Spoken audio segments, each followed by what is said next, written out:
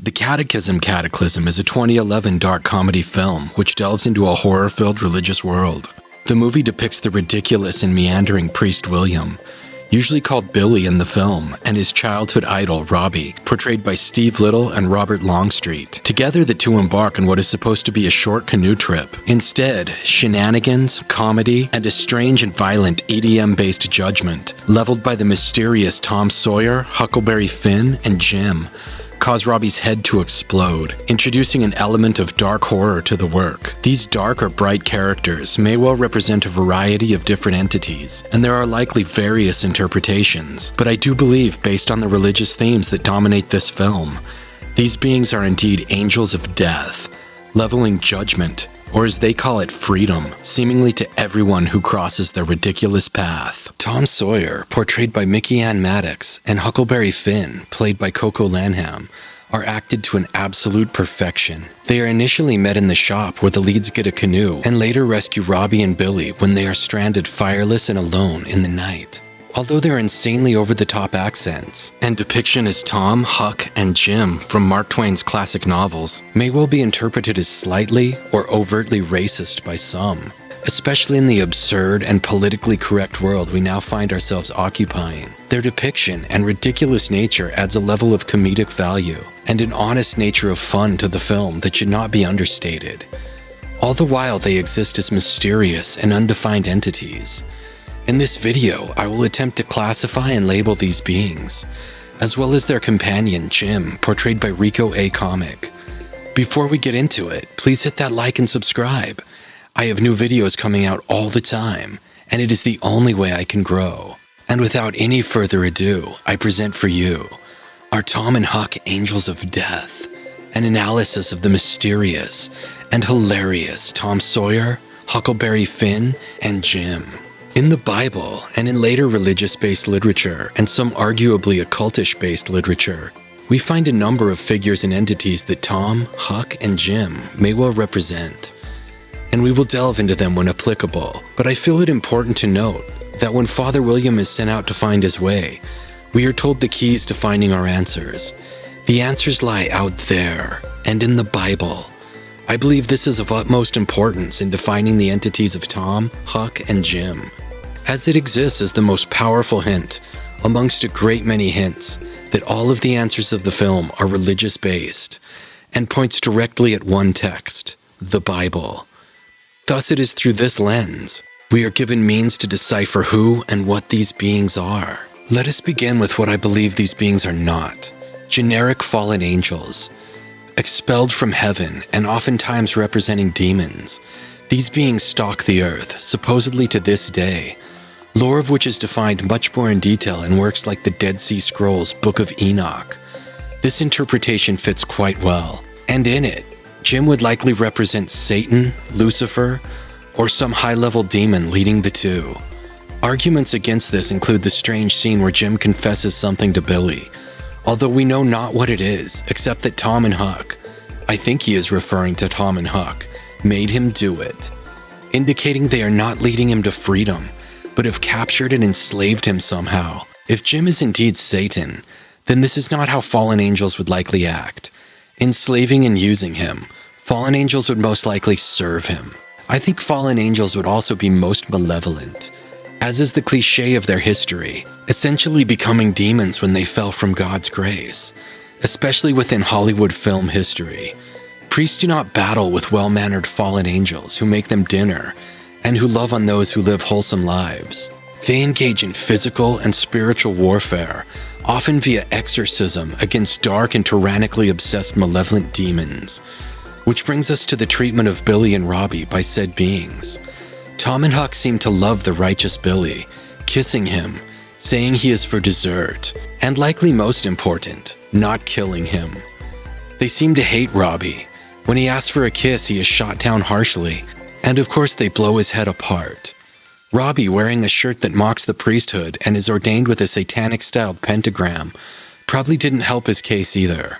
In all likelihood, if these were indeed fallen angels or demons, I think their treatment of the leads would likely be, if anything, reversed, and they would instead blow up Billy's head.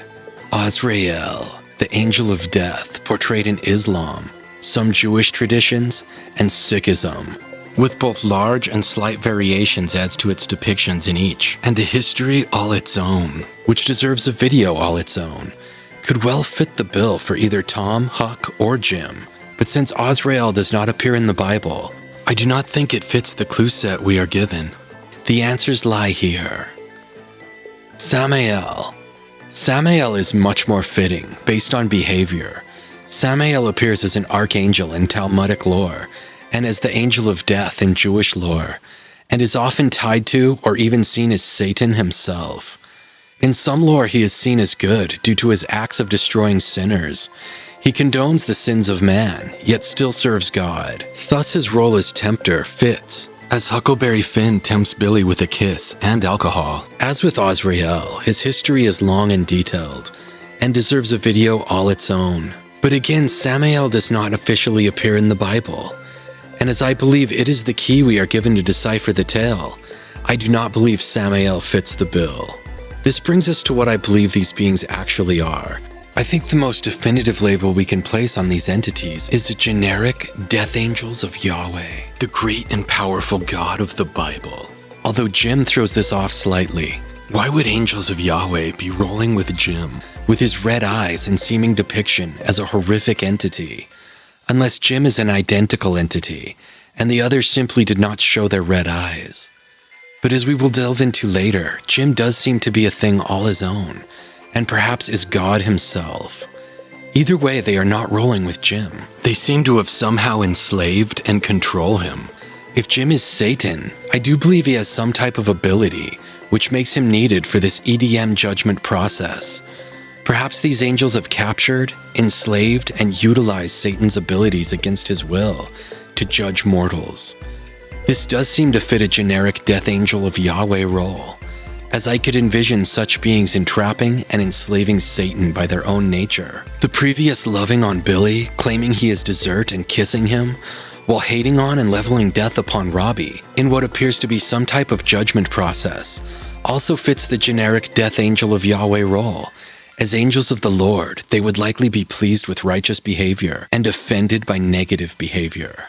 At least in theory, and they would treat said behavior in a similar manner. After killing Robbie, these beings knock Billy out, interestingly calling him a Judas priest. He is changed after the encounter, he is better at his job, and he seems happy, which is also important, as he confesses to Robbie early in the film, "I have never been happy." It seems they have brought him to a type of freedom. They also state Jim is unhappy, and they are going to take him to freedom on the Mississippi River. He does seem more content when he is seen at the end of the film. I do believe Tom and Huck fit the generic angel of judgment or of death, representing the great and powerful Yahweh of the Bible. They not only lay judgment and death, they invigorate the followers of the Lord and help set them on the right path. Which brings us to Jim. What in the hell, or heaven, or earth is Jim? Jim is his own thing. At least I think he is. He rarely speaks, and when he does, it is to confess to Billy. One confession, which is played off as a joke, is that his name is not even Jim, it's Tim. And although I find the humor to be well-timed and hilarious, perhaps this is an indication of who we are dealing with, as Satan has various names, and is known as a liar. Jim is often shown near fire, and in the cover he is shown above flames. The way the art is made, an argument could be presented that horns have been snuck almost subliminally onto his head. Although I am likely pushing here, he is shown with a lantern, and the first thing Tom and Huck grab in the store is a lantern, perhaps tying them to Satan, who in the Bible is said could disguise himself as an angel of light. The light aspect brings Lucifer into the picture, who is often associated with Satan, and often occultishly depicted as being the light bringer, he who set man free. Perhaps tying into the freedom aspect preached by Tom and Huck, although I do doubt it. Jim is a mystery, and within my interpretation that these are generic angels of judgment and death for Yahweh, he does not fit, unless he has been enslaved by angels. He does, however, fit if he is God himself, and at the end, when the perfection that is the almighty hand of God by John R. Butler plays, when John sings, "The Lord is surely watching over you," Jim looks directly at Billy. This is the only time he moves in the scene, which makes me wonder if Jim is actually God himself, or at the least directly represents God. In yet another take, Jim is simply a human they have captured. He seeks Father Billy out for a confession, seeming horrified to what he has done, claiming they made him do it, and that he always went to communion and church. He then survives the judgment process. Perhaps he knew he was going to explode upon judgment unless he confessed himself. Earlier in the film, Robbie gives Billy a chance to confess, to which he confesses he was never happy. Robbie confesses a fart or bowel movement. Thus, Robbie is the only character to go through the EDM judgment machine without having confessed anything of value and having actually mocked the confession process, and he is the only one to explode. Also, in Catholic canon, there is a Saint Timothy, which perhaps this character somehow depicts, stating he always went to communion. Interesting ideas that in the end only truly bring up more and more ideas and further confuse the hilarious and horrific waters of the Catechism Cataclysm. In the end, Jim is shown to have escaped the girls, or he is simply on his own, leveling his own reign of terror. Jim, or Tim, or Timothy, or perhaps Satan, Azrael, or Samael, or even some other biblical or occultishly biblical-based entity, maybe just a man, or perhaps the great Yahweh of the Bible, is truly a mystery, just as Tom and Huck are truly, and at the end of the day, complete mysteries. He is an extremely confusing character, amidst a backdrop of extremely confusing characters. I invite you to reflect upon the story and come up with your own interpretation, of which I would love to hear in the comments. What are these entities, Tom Sawyer, Huckleberry Finn, and Jim? Be they angels, demon, alien, or otherwise? Either way, I recommend this movie to anyone that enjoys really wacky off-the-wall parable within parable character studies. It is not for everyone, but I personally love the film and find it quite hilarious. And if you are a super sleuth, you may well crack a code I'm not seeing. If so, I would love to know. Although many have said it makes no sense, I don't buy that story, and I would not be surprised if Todd Rohal knows exactly what is going on, and exactly who and what these specific characters and their roles are. But on final inspection, I must admit, I do not know the answer to these questions. I merely have theories, of which most of, if not all, are likely delusion.